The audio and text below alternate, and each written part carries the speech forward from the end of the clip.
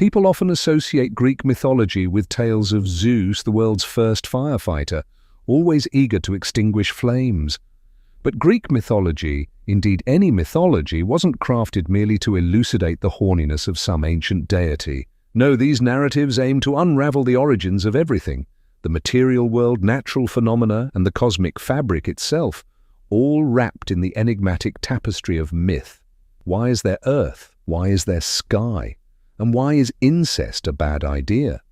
To simplify Greek mythology, the Greeks attributed anything they couldn't explain to the whims of gods. From the glaringly obvious gods like the sea god, the thunder god, and the sun god, to the bizarre, such as the god of wine, birthed from another god's phallus, or the deity who luxuriated in a bath to regain virginity. But don't mistake these tales for mindless, simplistic fables devoid of logic. Greek mythology is a stunning display of beauty, creativity, and the dazzling imagination of the Greeks, and indeed humanity at large, sometimes perhaps a tad too imaginative. Even today, Greek mythology endures not merely for its invaluable lessons, but for its abundant themes of sex and slaughter.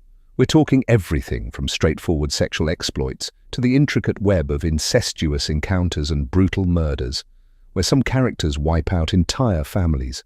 This raw, primal allure is what keeps Greek mythology captivating. It resonates with a sense of wildness, a feeling we often lack while nestled in our cozy, climate-controlled abodes. Greek mythology unfolds in three distinct epochs: the age of the gods, the age of heroes, and the age of humanity. Today's video, and several that follow, will delve into the age of the gods. Before the thunder god Zeus and the sun god Apollo, the Greeks envisioned a world that began with nothing, deep, unfathomable, and empty, much like the English skills of some beauty pageant contestants. This primordial void was known as chaos, but let's call it Chao for clarity. Chao existed before time itself and lay outside its constraints. Concepts like money, suffering, and power were meaningless in chaos's realm. This entity, indifferent to the trivialities of existence, floated aimlessly through space. Then one day, fed up with the void, Chao decided to create something of substance. Thus, Gaia, Earth, was born. As the mother of all beings, Gaia was quite ample in her curves. Following her emergence, Chao birthed Erebus, darkness, Nyx, night, Tartarus, hell, and Eros, love. Eros, armed with his bow and arrow, wandered about dispensing love and lust. However, there was a catch. Eros was notoriously mischievous and blindfolded, causing love to often strike in the wrong places, resulting in immense suffering for humankind. The world was plunged into a realm of darkness and despair, with love often leaving people starving for more than mere sustenance. At the universe's first family meeting, Chaos outlined their primary objective: reproduction and ecosystem establishment, with three choices at their disposal: grafting, self-replication like lizards, or incest. Erebus and Nyx opted for incest, while Gaia preferred self-replication and incest as well. Hence, Nyx and Erebus wed, and from their union came Hemera, day, and Ether, light. From that moment on, the world overflowed with light, alternating between day and night. Gaia, with her cosmic curves, won the cosmic birthright, giving rise to Uranus, the sky, Aurea, the mountains, and Pontos, the sea. Yet feeling the sting of solitude, Gaia remarried her son Uranus, resulting in a slew of offspring. First came the Cyclopes, brutish one-eyed giants, skilled artisans who forged weapons without fail, Ages, Steropes, and Brontes. Next were the Hecatonchires, Cottus, Briareus, and Gaius, each a monstrous entity with 100 hands and 50 heads. Thankfully, they weren't red, or they'd be relegated to the sixth circle of hell. Now one might wonder why Gaia and Uranus produced such grotesque progeny. Well, what were you expecting from a close relative birth? But oddly enough, this birthing spree was quite successful. They also had 6 Titans and 6 Titanides. Among the Titans, Okeanos personified all oceans and waters, wielding power over the sun, moon, and stars. Okeanos was introverted, residing deep in the sea, avoiding divine assemblies. Coeus represented intelligence, Crius the Aries constellation, Hyperion embodied light, and Iaptus symbolized cunning, the progenitor of humanity. Iaptus was vital because he fathered 4 human traits as deities: Prometheus, who would later gift fire to mankind, epitomizing intelligence, and an alien movie that fell flat; Epimetheus, the personification of ignorance; Atlas, who bore the weight of the heavens; and Menœtius, the embodiment of hubris and violence. The final titan, Kronos, symbolized time. He would ultimately dethrone his father and claim dominion over the gods. Aside from Okeanos, who ruled the seas, and Kronos, the keeper of time, the Titans were forged to support the sky, Uranus, preventing it from collapsing onto Mother Earth. Uranus was propped up by 4 pillars: Crius, the Aries constellation, stationed in the south; Coeus, representing intelligence, in the north; Iapetus, the crafty one, in the west; and Hyperion, the light god, in the east, because light rises from the east. All was stable, and life was adequate. Now it was time for the Titans to marry. But who was left to wed? Were they to marry Gaia again? Nope.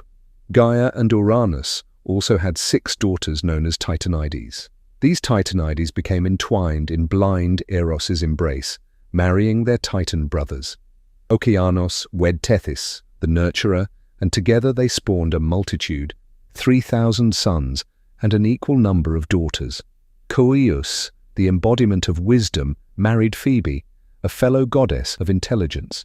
This was bound to yield suffering, as too much wisdom often leads to pain.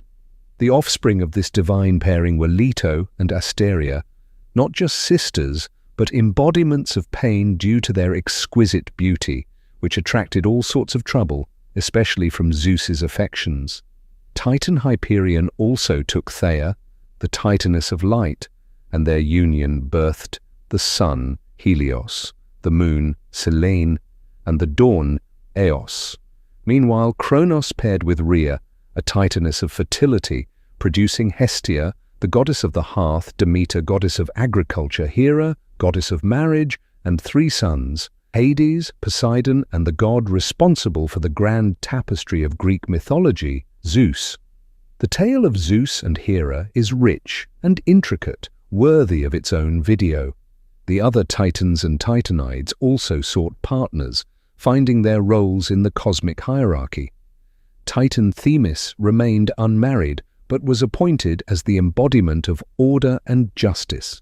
Titan Mnemosyne preserved human memory and bore a lineage of wind deities, some fierce, others gentle, but all permitting humanity to engage in their fateful encounters. This narrative unfolds as an ancient Greek interpretation of the universe's origins. The cosmos emerged from chaos. From chaos arose darkness and night. From darkness and night emerged light, day, and air. The earth sprouted from chaos, and then Earth, Gaia, birthed sky, Uranus, mountains, Aurea, and seas, Pontos. The offspring of Earth, Gaia, and sky, Uranus, then brought forth the sun, Helios, the moon, Selene, and various winds. The Greeks held a clear understanding of love, a pristine, beautiful entity, but also a crafty, enchanting force that wrought suffering upon humanity. The sky remained aloft, supported by intellect, light, and the Aries constellation, although the details on the Aries bit remain a tad murky. During this epoch, Uranus reigned supreme, but his dynasty would not last long. Once Gaia gave birth to the Cyclopes and Hecatonchires, Uranus found them too hideous and shoved them back into Gaia's womb, an act that inflicted immense pain upon her. In retaliation, Gaia fashioned a sickle and enlisted the Titans, led by Kronos, to confront their father. The Titans, once pillars supporting the sky, now turned against it, leading to its collapse. Kronos led his brothers in severing their father's phallus, casting it into the sea. The blood of Uranus birthed the vengeful Erinyes and the formidable Gigantes, while his severed member gave rise to Aphrodite, the goddess of love and beauty. Kronos subsequently liberated his siblings from the depths of the earth and ascended to the throne of the gods. This tale illustrates the shifting faith and relationship the Greeks had with nature. Initially, they feared the heavens, as the sky wreaked havoc upon humanity. Yet, as society evolved, people grew more resilient against nature's whims. The sky was ultimately overthrown, but mankind still found itself subjugated by a new, fierce deity, time. Time proved to be even more merciless than the sky, as everything achieved eventually succumbs to its grasp. Yet time does not reign forever. This saga will continue in the next video.